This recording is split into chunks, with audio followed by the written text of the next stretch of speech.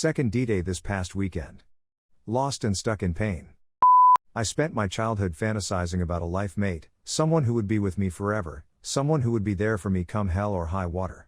What I believed I discovered was that and more. She made me laugh and made me optimistic about the future. I believed I could be and achieve more than I had ever done before.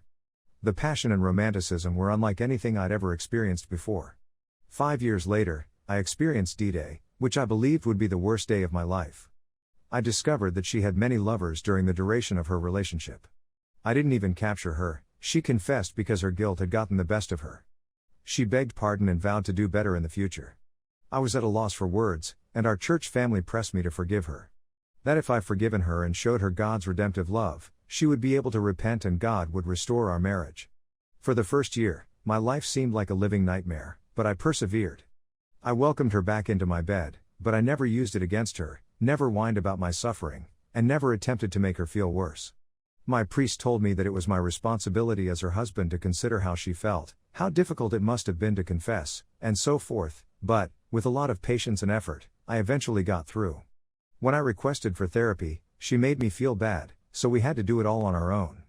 It took 3 years for us to be able to have without being repulsed and ashamed, although I never turned her down since it's my responsibility as a husband. She wanted children as soon as she confessed. I informed her that I couldn't go there just yet. She said that she understood and that she would wait as long as I needed. She complained a month later that it was taking too long.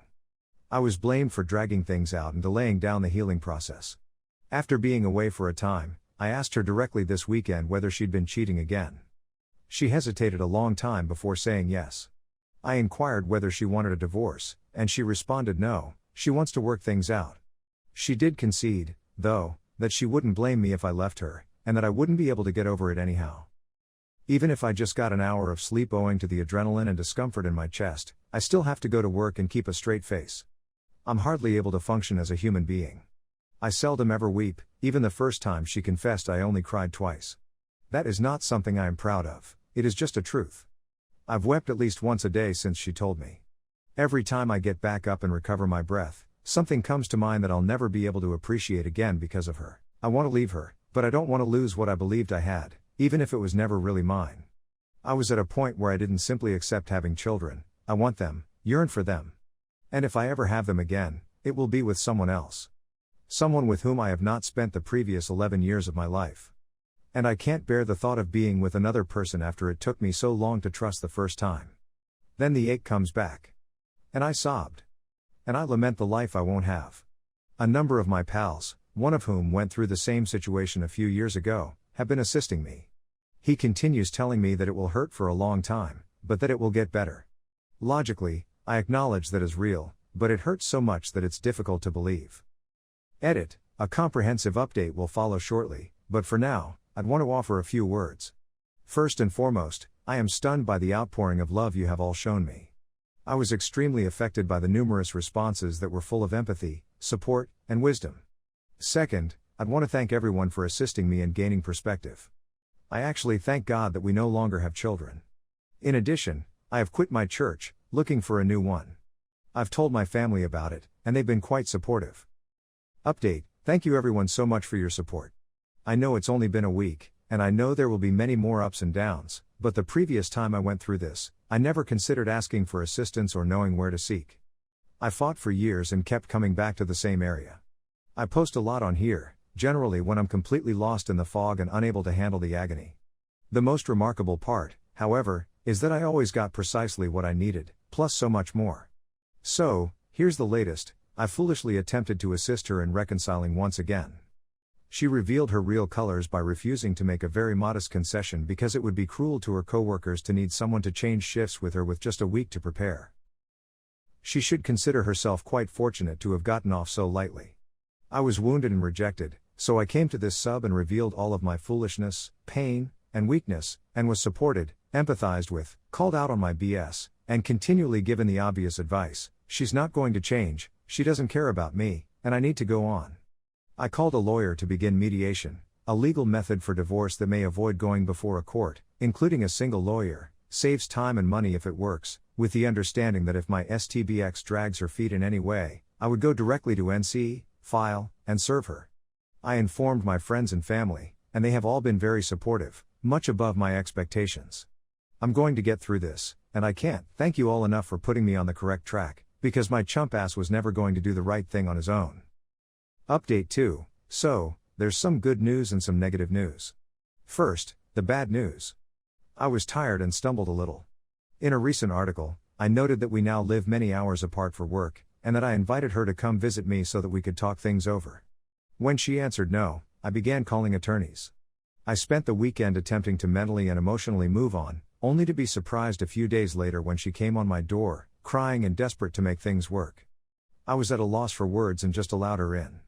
Things went horribly wrong, alternated between hysterical bonding, really ugly fighting, and pretending nothing was wrong. She did explain a few more things, and I eventually found out what she was up to during those weeks we were apart. Mostly poor actions all around that sent her on a downhill spiral that was much worse than the affair. She had gotten to the point where neither she nor I respected her judgments. We found a terrific counselor who would help us process the experience while expressly not assuming we could work it out, and who in fact totally supported my announcing we were done if that was my choice. She has to return in a week and a half, and due to legal considerations, the therapist says she can only continue treating us if my wife moves with me, not licensed in multiple states. So, reluctantly, you agreed to let her leave her job and relocate with me. She just needed to hold out for a few days since I was coming home for the holidays in 5 days after she departed, so she only needed to hold out for a few days and we could start working on things. She waited 3 days before canceling arrangements to chat with me in order to attend a party with a group of pals she allegedly no longer likes or talks to. She believes it's okay since she brought a person I know with her. I am enraged and declare that she is messed up. She asks if we can chat in the morning, and I tell her it depends totally on how the night goes before hanging up. She contacts me right afterwards, and I block her so I can attempt to sleep. Had an important day of work ahead of me. At 9 a.m., I receive a call from my family inquiring why my wife can't reach me. I am enraged and attempt to contact her. She doesn't respond. I begin to suspect something is wrong. She's signed into her phone accounts on my laptop, I see. I look at her GPS. She left the party when she said she would and went home with her buddy as planned. Then, an hour later, I returned to the apartment and remained all night. When I challenged her the following day, she lied again until I demonstrated that I was correct.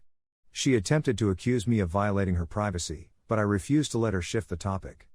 I told her that this demonstrated without a shadow of a doubt that I could never trust her again. She wants another opportunity, but I don't sure I can give it to her. Right now, I'm staying with some extremely fantastic friends who are assisting me in setting and maintaining healthy boundaries.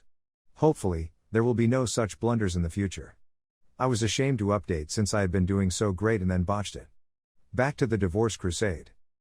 4-month update. I know I've screwed up here and there since I found out about her cheating, and the comment section on my blogs, not to mention my DMs, clearly demonstrate a portion of this community that is more than eager to call me out for my errors, but I've made primarily good improvements. I went away, leaving her behind.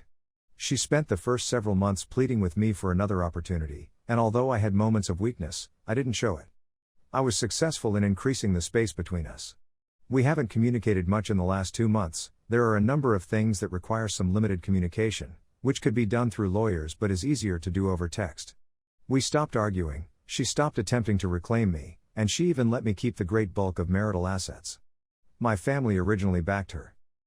Then gathered enough information to support me, and have now mainly returned to believing that our reunion is God's plan. They try to say things like, oh, she's so sorry about everything and she truly has changed, but I've established very clear limits and don't allow them go on about it, even though it's really disheartening to feel unsupported through this process. For a long time, my friends were incredibly supportive, but as with any loss, people on the outside become bored of it and want to move on to better pastures. I don't bring it up on purpose, but when it happens, they primarily want me to be pleased because, as they perceive it, I've won in some manner. They reason that because I'm receiving so much monetary value out of the marriage, as well as the distance I requested, and I'm in a new area that I've desired for a long time, why shouldn't I be celebrating? But, to be honest, I'm simply sad right now. Most days, I can keep myself busy enough that I don't notice, but eventually I reach a wall and have to confront my thoughts and my circumstances, and I break down. I couldn't run away from it any longer and had a nice long weep this morning. I now have everything I've worked for over the previous 10 years or so. I've marked numerous significant things off my bucket list in the previous year, and now that I have everything I wanted, or close to it, I'm absolutely depressed since I have no one to share it with. I have difficulty establishing new acquaintances because I am skeptical of everyone, even when there is no logical reason for me to be. I don't think I'll have much luck with dating in my mid-30s, and everything I read says I should wait at least 12 to 24 months anyway, to avoid ending up in the same position. I've scheduled an appointment with a therapist for next Tuesday. It will be my first in roughly 3 months, owing to my relocation and the time it takes to enroll in insurance, locate a provider, and so on. I'm hoping it will help soon, but it seems so far away, even if it's just a few steps away. I honestly despise my life right now since there doesn't seem to be any way to live the life I want to live. I wanted what I thought I had, but even if I returned her, which I would not do, it wouldn't be the same. I didn't intend for this to be so depressing, I simply wanted to let folks know how it happened. Hopefully, by Tuesday, I'll be able to be a little less pessimistic.